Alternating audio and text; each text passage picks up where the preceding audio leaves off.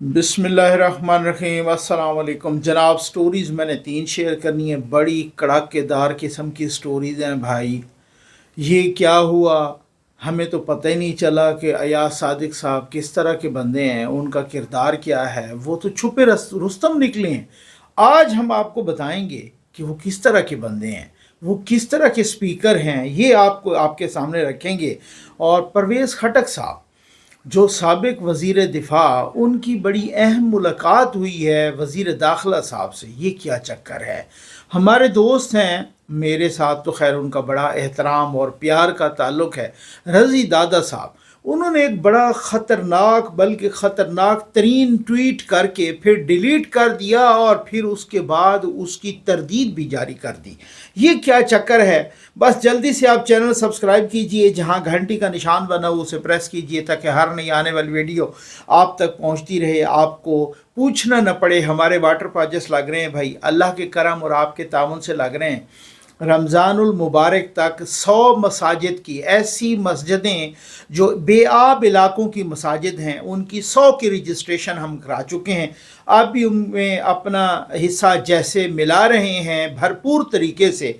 एक water project ज़रूर लगवाइए अपने मरहूमीन के इसाले सवाब के लिए।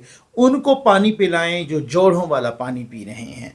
आ जाइए, मैं पहले तो ये रज़ी दादा साहब के ट्वीट पर ये बात करना चाहूँगा। हमारे दोस्त हैं, मेरे भाई हैं, मेरे बड़े भाई हैं रज़ी दादा साहब, और उन्होंने एक ट्वीट की थोड़ी देर पहले कि फैज़ हमीद के साथियों में से एक ऐसा ब्रिगेडियर भी पकड़ा गया है जिसकी ड्यूटी जियो ग्रुप के दफ्तर में थी। उनसे उनकी मुराद थी जियो का जो इस्लामाबाद वाला दफ्तर। अब ये ख़बर दी उन्होंने, और ये बहुत बड़ी ख़बर थी। रज़ी दादा साहब ने ख़बर दी कि फैज़ हमीद के साथियों में से एक ऐसा ब्रिगेडियर भी पकड़ा गया है जिसकी ड्यूटी जियो ग्रुप के दफ्तर में थी।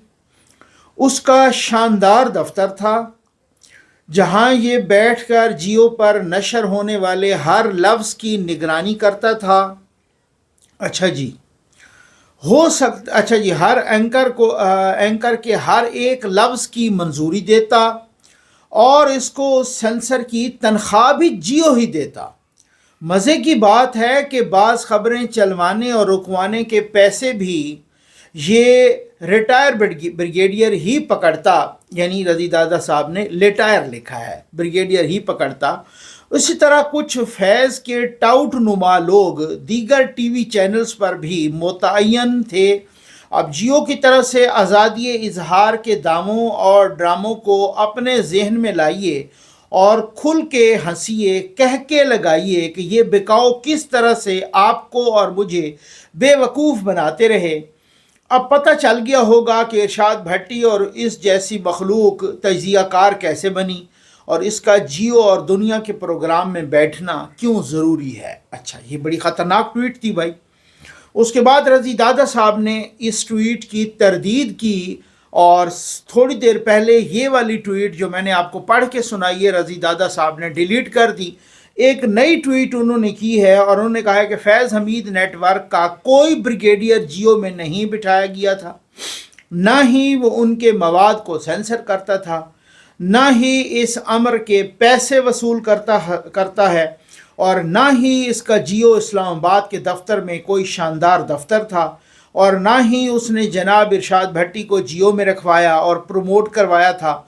इदारा पहले वाली ट्वीट वापस लेता है और इसकी तरदीद भी जारी करता है। अब दो बातें हैं, मैंने रज़ी दादा साहब से बात नहीं की। मैंने एक दो दोस्तों से, जियो वालों से बात करने की कोशिश की, लेकिन शायद उनका फ़ोन नहीं मिला। मैं कर लूँगा, दोबारा बता दूँगा आपको। रज़ी दादा साहब से बात नहीं की।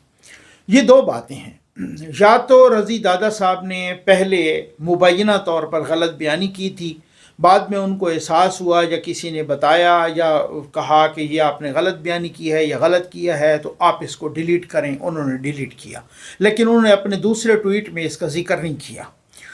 या तो उन्होंने फिर डर से डिलीट किया, किसी ने प्रेशराइज़ किया उनको, या ये बिल्कुल गलत ट्वीट थी, इस वजह से उनको एहसास हुआ कि मैं ट्वीट करके तो ये तो गलत तरीके से ये हुआ है और इसका कोई किसी से ताल्लुक़ नहीं है। میں سمجھتا ہوں کہ پہلے یا تو پھر ٹویٹ کرنی نہیں چاہیے تھی، جب کر لی تو پھر اس کو ڈیلیٹ نہیں کرنا چاہیے تھا۔ ڈیلیٹ کرنے سے پھر یہ تاثر ہوتا ہے کہ یا تو آپ کی غیر ذمہ دارانہ ایک صورتحال واضح ہوتی ہے، یا پھر آپ کا وہ ہوتا ہے کہ آپ پریشرائز ہو گئے ہیں، آپ کو کسی نے کہا ہے کہ آپ پھر جو ہے نا اس کو ڈیلیٹ کریں۔ اب پریشرائز دو تین طریقوں سے ہوتا ہے، یا خوف سے بھی ہوتا ہے یا لالچ سے بھی ہوتا ہے۔ لالچ سے مراد یہ ہے کہ آپ کسی عہدے پہ ہوں تو وہاں سے فارغ کیے جانے کا، یا اور بھی بہت ساری چیزیں ہوتی ہیں۔ تو یہ کیوں کیا، یہ میرے دوست ہیں، مجھے لیوریج حاصل ہے، میں ان سے ضرور پوچھوں گا بھی صحیح، ایک احتجاجی لہجے میں پوچھوں گا کہ سر آپ نے یہ ٹویٹ ڈیلیٹ کر کے آپ نے کیوں ایک کر کے ٹویٹ تو پھر اس کو ڈیلیٹ کیوں کیا۔ آج جائیے، مجھے خود حیرت بھی ہوئی۔ خیر، یہ شیر افضل مروت صاحب ہیں، ان کو ویسے احساس ہو جاتا ہے بہت سارے موقعوں پر، اور آج جو میں نے ان کی گفتگو سنی، ماشاءاللہ کیا ہی بات ہے، یہ آپ خود بھی سنیے اور سر دھنیے۔ ہمیں تو پہلی دفعہ پتہ چلا کہ ایاز صادق صاحب کس طرح کے بندے ہیں۔ یہ لیجئے۔ بس ایک سوال، پی ڈی ایم مذاکرات پہ مادہ ہے تھرو پارلیمنٹ کہا جا رہا ہے، میرا خیال ہے، اور یہ میرے خیال میں اب آپ کے لیے خبر ہے، میرا خیال ہے کہ مذاکرات جو ہیں وہ ان قریب شروع ہونے والے ہیں تھرو اسپیکر ایاز صادق۔ دیکھیے، ایاز صادق صاحب جو ہیں پاکستان مسلم لیگ نون میں ایک ایسی شخصیت ہیں جس کو پی ٹی آئی کے بہت سارے پارلیمنٹیرین کی دوستی کا شرف بھی ہے، ایک انتہائی نفیس انسان ہے، اور ہم اس پہ اعتماد بھی کرتے ہیں، خصوصاً جب ہمیں پارلیمنٹ کے سامنے سے اٹھایا تو انہوں نے جس طریقے سے ہماری داد رسی کی، اور وہ ہمارے اسد قیصر صاحب کے بڑے اچھے دوست ہیں، تو اگر وہ درمیان میں ایک پل کا کردار ادا کر رہے ہیں تو یہ وہ واحد شخصیت ہیں نون کی طرف سے جس کی طرف ہمارے پارلیمنٹیرین کا جھکاؤ ہے۔ مروت صاحب، یہ بتائیے گا کہ کیپٹن صفدر صاحب جو آج کل باتیں کر رہے ہیں، خاص کر کے وہ پنجاب حکومت اور میاں نواز شریف کے حوالے سے کہ لندن پلان ایسے ہوا، فوجی لے آئے، فوجیوں نے حکومت دی، کیا ہو گیا کیپٹن صفدر صاحب کو؟ بڑی اچھی باتیں کر رہے ہیں آج کل۔ پنجاب چلا جائے، میرا خیال ہے اس دفعہ پنجاب پولیس سے مار جو ہیں کھانے کا ان کا ارادہ ہے، اور کوئی بات نہیں۔ تھینک یو سر، شکریہ، تھینک یو۔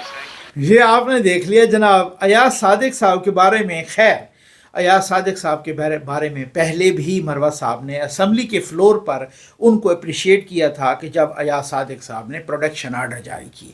اچھی بات ہے، اسپیکر کو ایسے ہی ہونا چاہیے، لیکن کاش کہ اسد قیصر صاحب بھی ایسے ہی ہوتے۔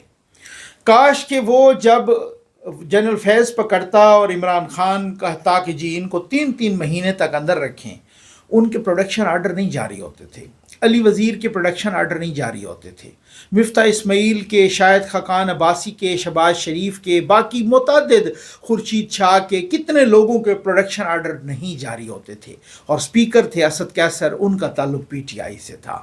تو کاش کہ مروت صاحب اس کی بھی مذمت کرتے کہ اس وقت بھی جو ہے نا، گو کہ انہوں نے یہ ایاز صادق صاحب کے اسمبلی فلور پر بھی یہ تعریف کی تھی۔ یہ بھی آپ سن لیجئے۔ خوش آمدید جناب اسپیکر۔ جناب اسپیکر، میں نے تقریر تو تقریباً ختم ہونے کو ہے، لیکن میں آپ کو داد دیے بغیر اپنی تقریر ختم نہیں کروں گا۔ آپ نے انتہائی اعلیٰ ظرفی کا مظاہرہ کیا ہے۔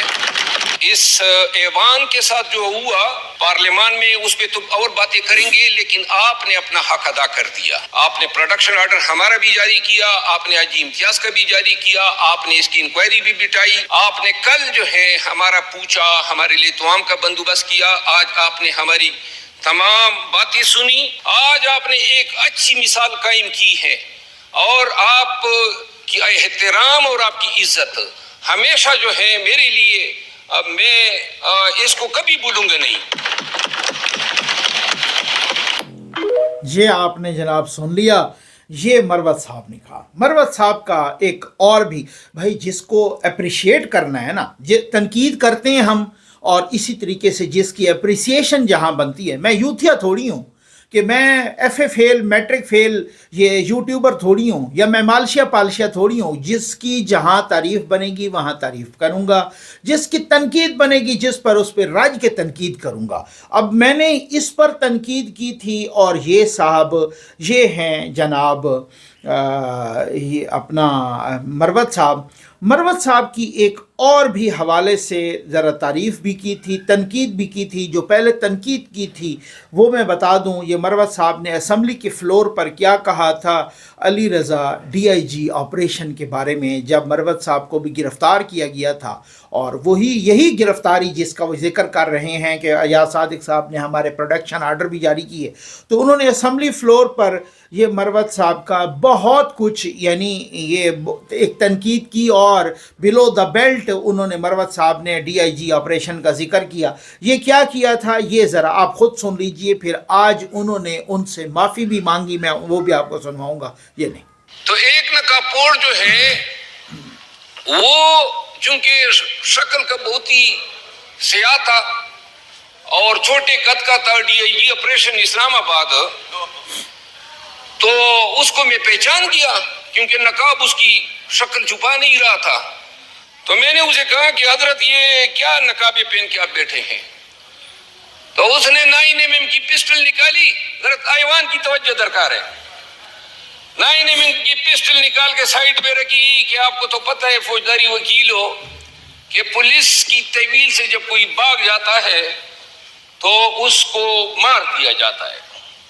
میں نے کہا کیا بات کی حضرت, لیکن میں نے کہا ہم پٹھان تو مسلیوں پر بسم اللہ بھی نہیں پڑھتے ہیں.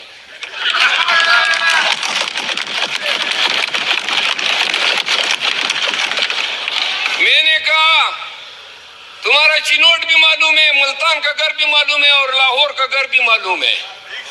ان لوگوں میں ہم نہیں ہیں شریفوں میں کہ مار کھا کے خاموش ہوتے ہیں. خدا کی قسم ایسے خونخوار بیڑیے بن جاتے ہیں کہ لوگ اپنی رینک تک بھول جاتے ہیں. جی آپ نے سن لیا جناب. اب اسی خونخوار بھیڑیے نے آج معافی مانگ لی, اور معافی ان کے دفتر میں جا کے مانگی ہے یہ ڈی آئی جی آپریشن اسلام آباد سے. یہ بھی آپ سن لیں ذرا. بسم اللہ الرحمن الرحیم. میں آج ڈی آئی جی آپریشن اسلام آباد سید علی رضا صاحب کے دفتر آیا ہوں. آنے کی وجہ یہ ہے دو بات. ایک تو میں نے اسمبلی میں فلور پہ ان کے حوالے سے کچھ باتیں کی جو مناسب نہیں تھی, نازیبا تھی. میں غصے میں آیا ہوا تھا کیونکہ ان کے پاس ریمانڈ میں تھا اور وہاں پہ ہلاکت میں ڈالا بقایا ہے, میں نے اس کو نہیں یہ کیا تھا. لیکن مجھے بعد میں پتہ چلا کہ علی رضا صاحب جو ہیں وہ سید ہیں, اور سید ہونے کے ناطے جو ہیں یہ الفاظ جو ہیں اس کے لیے, اس کے خاندان کے لیے جو ہیں وہ یقیناً دکھ کا باعث بنے ہوں گے. لیکن اس چیز نے مجھے آج ان کے دفتر آنے میں مجبور کیا وہ یہ تھا کہ اس دور میں جب کہ ہم ہر طرف عظیمت اور تکلیف لے رہے ہیں, 2-3 میٹرس میں نے ان حضرت کو جو ہے یہ دیکھا کہ یہ اقدار کو حق دلانے کے لیے کسی کی پرواہ نہیں کرتے ہیں. اور یہ خود ان کے باغی میں آ جایا ہوں ان کے پاس تاکہ میں ایک تو ان کو یہ دے سکوں کہ مجھے افسوس ہوا ہے, دکھ ہوا ہے, کیونکہ اس کے خاندان کی اس کی جگ انصاری مجھے مطلوب نہیں تھی اور اس وقت جو ہے اس سے میں باتیں کرنی پڑی. دوسری بات یہ ہے کہ باوجود اس کے کہ یہ آج اسلام آباد میں ڈی آئی جی آپریشن ہے اور ہمیں بہت ساری تکلیف کا بھی سامنا ہے, ایک سسٹم کا ایک پرزہ ہے, اور اس سسٹم کے اندر رہتے ہوئے اگر کوئی شخص جو ہے قانون یا انصاف کے ساتھ کھڑا ہو سکتا ہے تو پھر ایسے شخص کی حوصلہ افزائی ہونی چاہیے. میں سید ہونے کے ناطے اور انتہائی اچھے افسر ہونے کے ناطے اس وجہ سے ان کے پاس آیا ہوں. آج انہوں نے بھی مجھے گلے لگایا ہے اور میں نے بھی ایک چھوٹا بھائی اس کو جو ہے, اور انشاءاللہ اس کا احترام رہے گا ایک اچھے پولیس افسر ہونے کے ناطے. اور جو الفاظ کہے گئے تھے وہ الفاظ میں گزارا کرنا.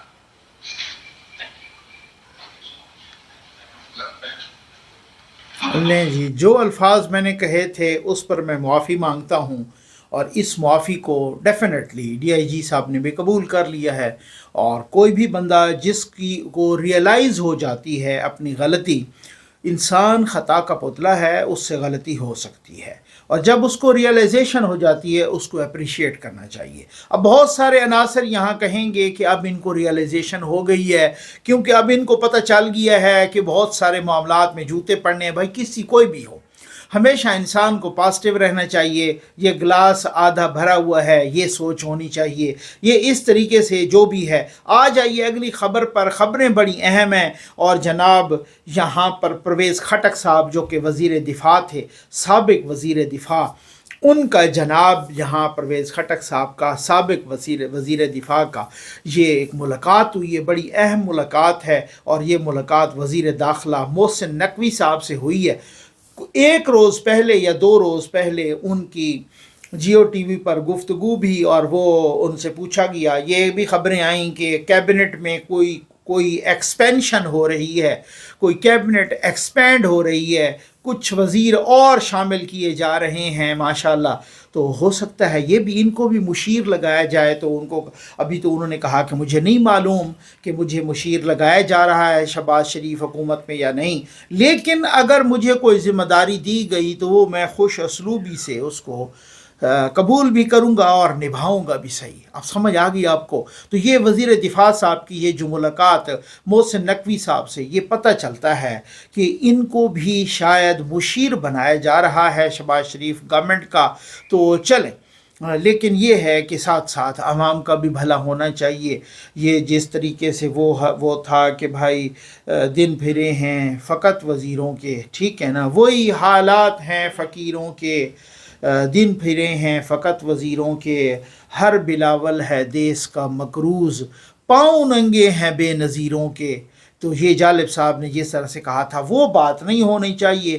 آپ 100 وزیر رکھیں، مشیر رکھیں، لیکن غریبوں کا بھی خیال ہونا چاہیے۔ جب ان کی اتنی مراعات ہوں اور ان کی تنخواہیں بڑھیں اور پلاٹ شلاٹ بھی سب کو دیں، اور ماشاءاللہ گاڑیاں بھی دیں اور پلاٹ بھی تقسیم کریں اور تنخواہیں بھی، اور ججوں کی بھی 20-20 لاکھ تک، تو وہاں پر یہ جو ٹرکل ڈاؤن ایفیکٹ ہے مہنگائی کا کم ہونے کا، وہ بھی جناب وہ بالکل گراس روٹ لیول پہ آنا چاہیے۔ چیزیں سستی ہونی چاہیے، پبلک ٹرانسپورٹ کے کرائے سستے ہونے چاہیے۔ اگر آپ کہتے ہیں ہم پیٹرول سستا کرتے ہیں تو وہ کرائے بھی سستے ہونے چاہیے، اور ان ساری باتوں کا بھی خیال رکھنا چاہیے۔ ہم ظفر نقوی صاحب سے اپیل کرتے ہیں کہ جس طرح اس نے ہزاروں اور سینکڑوں مساجد کے لیے پانی کا انتظام کیا، وضو خانے کا انتظام کیا ہے، تو اس طرح ہم بھی اس سے اپیل کرتے ہیں کہ ہمیں بھی اپنی مسجد کے لیے، ہمیں اچھا ضرورت ہے مسجد کے پانی کی، وضو خانے کی، اس کے لیے ہم اسے ریکویسٹ کرتے ہیں کہ ہمیں بھی یہ لگوا کر دیں دیں۔ السلام علیکم ناظرین اکرام، ظفر نقوی ویلفیئر فاؤنڈیشن کا واٹر پروجیکٹ صاف پانی محفوظ زندگی آپ احباب کی مسلسل محبت اور تعاون سے جاری و ساری ہے، جس میں وطن عزیز کے خشک سالی اور بے آب علاقوں میں صاف پانی فراہم کیا جا رہا ہے۔ آج کا واٹر پروجیکٹ ایک مسجد میں مکمل کیا گیا۔ محترم محمد ارشد اقبال اور محترمہ نسیم اختر اقبال نے مرحوم برکت علی صاحب اور مرحومہ عائشہ بی بی کی مغفرت و ارسال ثواب کے لیے عطیہ کیا۔ خداوند کریم مرحومین کی مغفرت فرمائیں اور ان کو بروز حشر جامع کوثر سے نوازیں، اور محمد ارشد اقبال اور نسیم اختر صاحبہ کی فیملی پر خالق اپنی رحمت نازل فرمائیں اور ان کو ہر دکھ اور پریشانی سے محفوظ فرمائیں۔ احباب اپنے صدقات، زکوٰۃ اور دیگر عطیات کے ذریعے ظفر نقوی ویلفیئر فاؤنڈیشن کا ساتھ دیجیے۔ یا رب مصطفیٰ برکت مصطفیٰ، یا مالک مولا خصوصاً بالخصوص برکت علی اور عائشہ بی بی کی دے، انہوں نے سال ثواب دکھاتے، یا مالک مولا نظور و قبول فرما، یا اللہ انہوں جنت یا اعلیٰ مقام نصیب عطا فرما۔ پانی پینے کا حدیث مبارکہ میں صدقہ جاریہ فرمایا گیا ہے، جس کا ثواب مرنے کے بعد انسان کو ملتا رہتا ہے۔ نلکا، ٹینکی، کنواں، ٹیوب ویل وغیرہ کی شکل میں غریبوں اور ناداروں کی پانی کے انتظام کرنا مرحومین کے سال ثواب اور ان کے لیے اجر آخرت اور صدقہ جاریہ ہے۔ آج کا یہ واٹر پروجیکٹ محمد ارشد اقبال اور محترمہ نسیم اختر اقبال نے عائشہ بی بی اور برکت علی کے سال ثواب کے لیے عطیہ کیا ہے۔ اللہ تبارک و تعالیٰ ان کے اس عطیے کو، اس صدقے کو اپنی پاک بارگاہ میں قبول فرمائے، اور برکت علی اور عائشہ بی بی کو جنت میں اعلیٰ مقام عطا فرمائے۔ اللہ تعالیٰ ظفر نقوی ویلفیئر فاؤنڈیشن کے تمام ڈونرز کو خوشیاں عطا فرمائے اور ان کو اپنی حفظ و امان میں رکھے، اور یہ جو اللہ تعالیٰ کے گھر کو آباد کرتے، اللہ تعالیٰ ان کے گھر کو بھی آباد کرے، آمین۔ حدیث پاک میں ہے کہ پانی پلانا مغفرت اور بخشش کا باعث ہے۔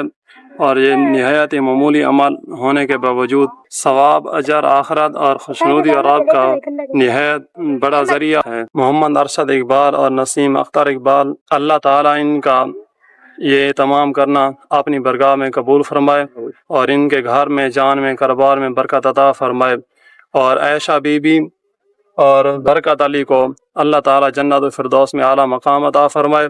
برکت علی عائشہ بی بی کو اللہ جنت الفردوس بخشے۔ محمد ارشد اقبال، نسیم اختر اقبال، اللہ انہاں دے مال جان وچ برکت گھتے۔ محمد ارشد اقبال، نسیم اختر اقبال، ان کا ہم شکریہ ادا کرتے ہیں۔ ان نے ہمیں یہ پانی کا نظام عطا کیا ہے، ان کا ہم بہت بہت شکریہ ادا کرتے ہیں۔ ہم ظفر نقوی صاحب کا بھی شکریہ ادا کرتے ہیں۔ محمد ارشد اقبال، آپ کا بہت شکریہ۔ نسیم اختر اقبال، آپ کو بہت شکریہ۔ شکریہ ظفر انکل۔